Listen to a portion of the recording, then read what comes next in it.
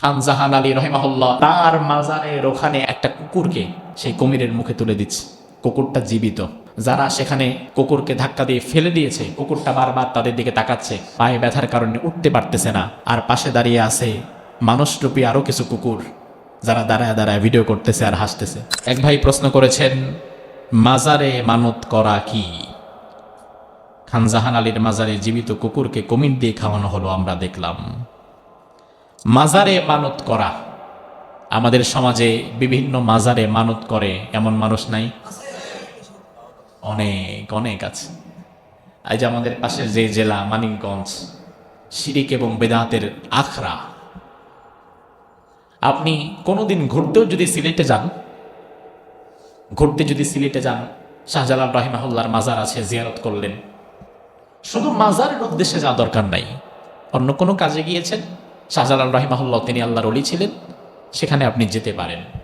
তবে আপনি শাহজালালের মাজারে যাবেন শাহজালাল থেকে কিছু নেওয়ার জন্য নাকি দেওয়ার জন্য? আপনি তাকে দোয়া করে দিতে পারবেন, তার থেকে নেওয়ার মতো আপনার কিচ্ছু নাই। আমাদের সমাজে সন্তান হয় না, মাজারে মানত করে। ব্যবসায় খারাপ, মাজারে মানত করে। অসুস্থ, মাজারে মানত করে। গ্রাম দেশের মহিলা ছাগলের ঠ্যাং ভাঙলেও মাজারে মানত করে। আছে না নাই? আহারে, তার চিন্তা হচ্ছে যে মানত করলে মাজারে, তাইলে আমার এই মনের আশাটা পূরণ হবে। প্রথম কথা হচ্ছে, আল্লাহ ছাড়া অন্য কারো নামে মানত করা হারাম। আল্লাহ ছাড়া অন্য কারো নামে মানত করা, কেউ যদি বলে আমি নবীর নামে মানত করলাম, এটাও হারাম। আল্লাহ ছাড়া অন্য কোনো সৃষ্টি বস্তুর উপরে মানত করা যাবে না। মানুষের মূর্খতা কোন পর্যায়ে চলে গেছে! খান জাহান আলী রহিমাহুল্লাহ ইতিহাস বলে তিনি আল্লাহর ওলি ছিলেন, আমরা তার জন্য দোয়া করি। কিন্তু তার মাজারের ওখানে একটা কুমির পালার দরকারটা কি? সেখানে একটা কুমিরকে আটকে রেখে পালার দরকার কি? আমি অসংখ্যবার দেখেছি। কিছুদিন আগেও বাগেরহাটে আমার মাহফিল ছিল, ঈদের পরেই আমরা দেখলাম সেই কুমিরকে খাওয়ানোর জন্য মানুষ লাইন ধরে থাকে। মুরগি, ছাগল, অমুক তমুক নানান জিনিস কুমিরকে খাওয়ায়। তাদের বিশ্বাস, মাজারের খাদেমরা তাদের বলে দেয় যে এই কুমির আধ্যাত্মিক কুমির, সাধারণ কুমির না। এই কুমিরকে যদি তুমি কিছু খাওয়াও, মনের আশা পূরণ হবে।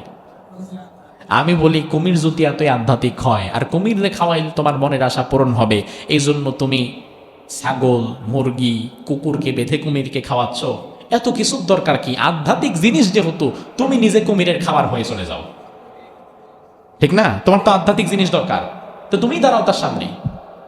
কুমির একটা আটকায়া দিঘির মধ্যে, এরপরে সেখানে ব্যবসা শুরু হয়ে গেছে। আমরা দেখলাম একটা কুকুরকে সেই কুমিরের মুখে তুলে দিচ্ছে। কুকুরটা জীবিত। যারা সেখানে কুকুরকে ধাক্কা দিয়ে ফেলে দিয়েছে, কুকুরটা বারবার তাদের দিকে তাকাচ্ছে, পায়ে ব্যথার কারণে উঠতে পারতেছে না। আর পাশে দাঁড়িয়ে আছে মানুষরূপী আরো কিছু কুকুর, যারা দাঁড়ায় দাঁড়ায় ভিডিও করতেছে আর হাসতেছে। কি জঘন্য মানসিকতা আমাদের, কি জঘন্য মানসিকতা! অথচ আল্লাহর সৃষ্টিকুলের প্রতি দয়া করা রাসূল আমাদের শিখিয়ে গিয়েছেন। আল্লাহর হাবিব হাদিসের মধ্যে বললেন, এক বেশ্যা নারী একদিন রাস্তা দিয়ে যাওয়ার পথে এক পিপাসিত কুকুরকে দেখেছে। পিপাসিত কুকুরকে দেখে ওই নারী তার পায়ের মোজা খুলে কূপের মধ্যে ফেলেছে। ওই মোজা ভিজিয়ে উঠিয়েছে, ওই মোজা চিপড়িয়ে যে পানিটুকু পড়েছে কুকুরের মুখে সেই পানিটুকু দিয়েছে, আবার মোজা কূপের মধ্যে ফেলে পানি উঠিয়ে আবার কুকুরের মুখে দিয়েছে। আল্লাহর হাবিব এই ঘটনা শুনিয়ে সাহাবীদেরকে বললেন, সাহাবীরা, আল্লাহর সৃষ্টিকুলের প্রতি, প্রাণীর প্রতি ওই নারী ওই দিন যেই সহমর্মিতা, দয়া, মায়া প্রদর্শন করেছে, আল্লাহ খুশি হয়ে ওই নারীর জীবনের গুনাহগুলো মাফ করে দিয়েছে।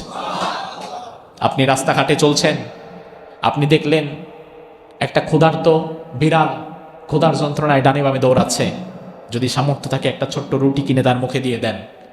আপনি দেখছেন একটা কুকুর ক্ষুধার যন্ত্রণায় বসে আছে, এদিক সেদিক যাচ্ছে, সামর্থ্য থাকলে একটা ছোট্ট কেক কিনে তার মুখে দিয়ে দেন। কষ্ট হবে না, বেশি টাকাও লাগবে না। হয়তো বা আল্লাহ তাআলার কাছে আপনার ওই দিনের 5 টাকার কুকুরের মুখে, বিড়ালের মুখে একটু খাবার তুলে দেওয়াটা আল্লাহর বড় পছন্দ হয়ে গেছে। কারণ আল্লাহ যে বান্দাকে কোন ওসিলায় মাফ করবে সেটা একমাত্র আল্লাহই জানে। আপনাকে শুধু দরকার কিছু ওসিলা বের করা, যেন এই ওসিলায় আমার রব আমাকে মাফ করে দেয়। সেখানে আমাদের মানসিকতা হচ্ছে, দোকানের পাশ দিয়া কুকুর একটা হাইটা যাচ্ছে অথবা বসে আছে, কোনো কাজ নাই, খামাখা চায়ের দোকানের গরম পানি কুকুরের গায়ের মধ্যে মেরে দিছে। এমন মানুষ নাই? কোনো কাজ নাই, খামাখা কুকুরের গায়ে গরম পানি মারছে, কুকুর ঘেউ ঘেউ করে চিল্লাচ্ছে, দৌড়াচ্ছে, এটা তার খুব ভালো লাগতেছে। এই জঘন্য মানসিকতা আমাদের পরিহার করা দরকার। আল্লাহ তাআলা তৌফিক দান করুক, বলি আমিন। প্রশ্নগুলো আগে থেকে পূর্বের মতো, ওই বক্স কোথায়, ওই বক্সের মধ্যে ফেলবেন, এরপরে আমরা ইনশাআল্লাহ তাআলা উত্তর দেব। আরেক ভাই একটি প্রশ্ন করেছেন, ইরানের আয়াতুল্লাহ আলী খামেনি জান্নাতি না জাহান্নামী, অনেকেই এই বিষয়টি নিয়ে জানতে চায়। আসলে ভাই, কে জান্নাতি কে জাহান্নামী এটা কি দুনিয়ার কোনো মানুষ সুনিশ্চিতভাবে বলতে পারে? কে জান্নাতি কে জাহান্নামী এটা একমাত্র সুনিশ্চিতভাবে যিনি জানেন তিনি কে? আল্লাহ সুবহানাহু ওয়া তাআলা। ইরানের আয়াতুল্লাহ আলী খামেনি তিনি জান্নাতি নাকি জাহান্নামী এটা ভালো জানেন কে? ইয়াহিয়া তাকি নাকি আল্লাহ? হ্যাঁ, আয়াতুল্লাহ আলী খামেনি, তার সাথে আমাদের আকীদাগত পার্থক্য আছে। তিনি শিয়া মতাদর্শের, ওই মতাদর্শকে আমরা গ্রহণ করি না। আকীদার পার্থক্য তার সাথে আমার আছে। তবে কথা হচ্ছে, আয়াতুল্লাহ আলী খামেনি বিগত দিন তার কর্মকাণ্ড ছিল ইসরায়েল এবং দখলদার সাম্রাজ্যবাদী আমেরিকার বিরুদ্ধে। আমি আয়াতুল্লাহ আলী খামেনির আকীদাকে সাপোর্ট করছি না। তিনি তার হিসাব তার রব আল্লাহ সুবহানাহু ওয়া তাআলার সাথে দিবেন। তার হিসাব নিকাশ তিনি আল্লাহ তাআলার কাছে দিবে, আমার কাছে না। তবে আমি আয়াতুল্লাহ আলী খামেনিকে যেই দিকটাকে সাপোর্ট করি, খামেনির যেই দিকটাকে আমি সাপোর্ট করি, সেই দিকটা হচ্ছে কঠিন সময়ে দখলদার ইহুদিদের বিরুদ্ধে তার শক্ত অবস্থান এবং সাম্রাজ্যবাদী আমেরিকার বিরুদ্ধে তার যেই বীরত্বপূর্ণ শক্ত অবস্থান ছিল, আমি আমার জায়গা থেকে সেটাকে সাপোর্ট করি। কারণ ইহুদিদের বিরুদ্ধে এমন শক্ত অবস্থান যেই রাখবে, সে যদি আমার শত্রু হয়, আমি তাকে সাপোর্ট করি। দ্বিতীয় একটা সূত্র আপনাকে জানিয়ে দেই, পৃথিবীর যে কোনো প্রান্তে যদি দুটো শক্তি যুদ্ধ লাগে, দুটো দেশ যুদ্ধ লাগে, দুটো জাতি যুদ্ধ লেগে যায়, সেই মুহূর্তে আপনি কাকে সাপোর্ট করবেন আগে ভালো করে শুনে নেন। একটা ছোট্ট সূত্র মনে রাখবেন, তাহলে জীবনে আর প্রশ্ন করা লাগবে না। সেই সূত্রটা হচ্ছে, আপনি আগে দেখবেন এই দুটি জনগোষ্ঠীর মধ্যে, দুটি দেশের মধ্যে কে জালিম আর কে মাজলুম। জালিম যেই হবে আপনি তার বিরুদ্ধে থাকবেন, আর মাজলুম যেই হবে সে যদি আপনার আকীদার পরিপন্থী হয়, আপনি মাজলুমের পক্ষে থাকবেন। কারণ আকীদা দেখে পক্ষ অবলম্বন নয়, জালিম এবং মাজলুম দেখে পক্ষ অবলম্বন করা দরকার, ঠিক কিনা? তবে যাকে তাকে কাফের বলে ফতোয়া দিন না ভাই। অনেক মানুষ, একজন ভাইয়ের ভিডিও দেখলাম, তিনি বলছেন যে সে নিশ্চিত জাহান্নামী। বলল, খামেনিরে যদি আল্লাহ জান্নাত দেয়, আর আল্লাহ যদি আমারও জান্নাত দেয়, তাহলে আমি ওই জান্নাতে যাবই না। এমন কথা বলেছে একজন আলেম, আমি অবাক হয়ে গেছি। ইন্না লিল্লাহ, কত সাংঘাতিক কথা। এবার শোনেন, কথা হচ্ছে রাসূল সাল্লাল্লাহু আলাইহি ওয়াসাল্লাম, সহিহ বুখারীর একটা হাদিস শোনেন, শুধু শেষ করে দিচ্ছি আলোচনা। রাসূল সাল্লাল্লাহু আলাইহি ওয়াসাল্লাম বলেন, কানা রাজুলানি মিন বানি ইসরাঈল, বানি ইসরাঈলের দুই ব্যক্তি ছিল। এক ব্যক্তি ছিল আবেদ, অনেক ইবাদত করত, বড় আলেম, আল্লাহর ইবাদতে দিন কাটাতো। আরেক ব্যক্তি ছিল তার পাশে, সারাদিন গুনাহের কাজে লিপ্ত থাকতো।